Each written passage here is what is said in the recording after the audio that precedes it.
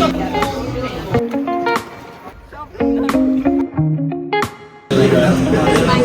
worries. Cheers. Hello guys, welcome back to my YouTube channel.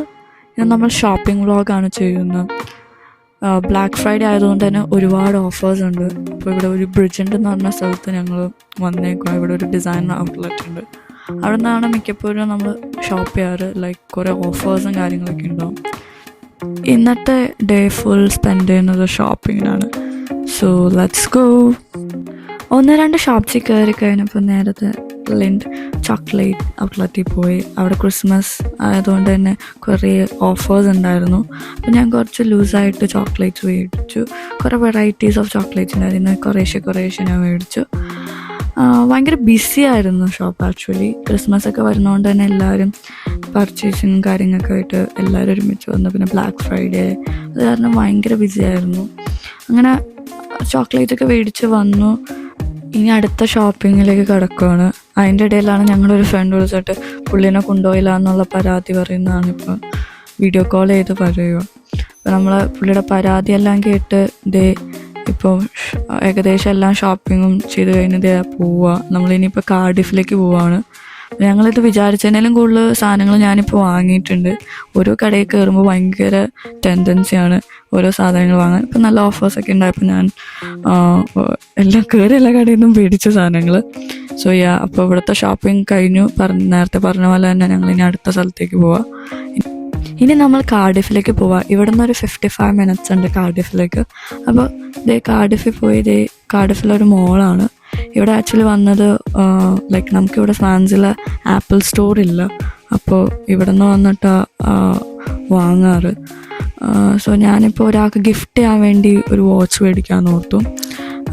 So ഞാൻ എൻ്റെ കയ്യിലുള്ള watch ഇതും കമ്പയറൊക്കെ ചെയ്ത് വാച്ചിൻ്റെ ഡീറ്റെയിൽസൊക്കെ നോക്കി ഇതിപ്പോൾ അവരോട് ഓർഡർ പ്ലേസ് ചെയ്ത് വാച്ചിന് വേണ്ടി വെയിറ്റ് ചെയ്ത് നിൽക്കുക.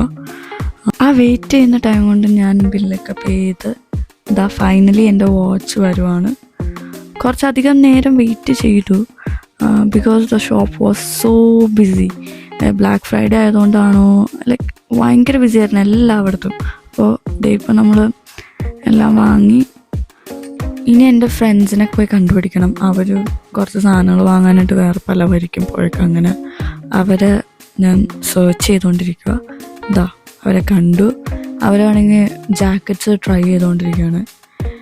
അവർ ഭയങ്കര കൺഫ്യൂഷനിലാണ് ഏത് ജാക്കറ്റ് എടുക്കണം, അത് ചെയ്യണോ. സോ ഫൈനലി അവർ ജാക്കറ്റ് എടുത്തു. പാവം പ്രിൻസിൻ്റെ എല്ലാ ജാക്കറ്റും പിടിച്ച് കൂടെ നടക്കുക. അങ്ങനെ ഫൈനലി പ്രിൻസിൻ്റെ ഷോപ്പിംഗ് ഒക്കെ കഴിഞ്ഞു. ബില്ല് പേ ചെയ്തുകൊണ്ടിരിക്കുകയാണ്. ഷോപ്പിംഗ് എല്ലാം കഴിഞ്ഞു. ഞങ്ങളിവിടെ ക്രിസ്മസ് മാർക്കറ്റ് വന്നു. കാർഡിഫിൽ ക്രിസ്മസ് മാർക്കറ്റ് ഞാൻ ഇതുവരെ കണ്ടിട്ടില്ല. അപ്പോൾ അങ്ങനെ വെറുതെ ചുറ്റി നടന്ന് ഞങ്ങളിങ്ങനെ കണ്ടുകൊണ്ടിരിക്കുമായിരുന്നു.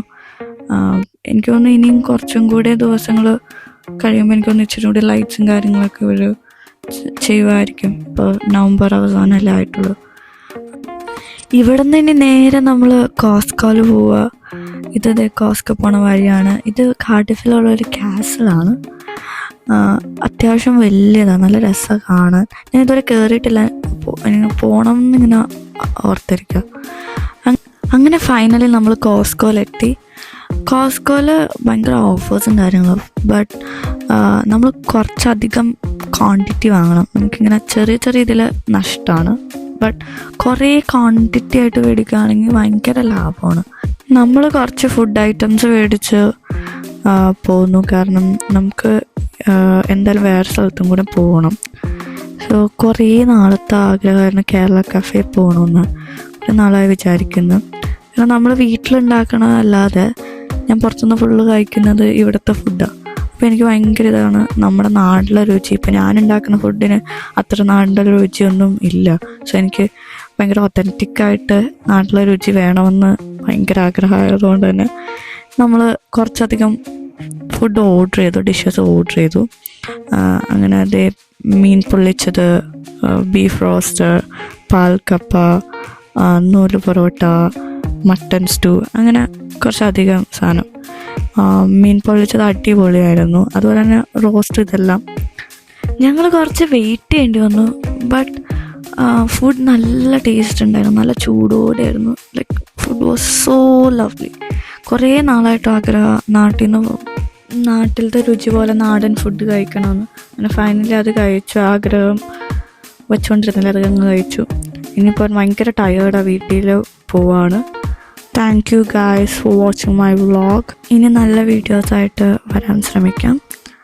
അപ്പോൾ മറക്കരുത്, പ്ലീസ് ലൈക്ക്, ഷെയർ, സബ്സ്ക്രൈബ്. അപ്പോൾ ശരി, ഇനി അടുത്ത വീഡിയോ കാണാം. ബൈ.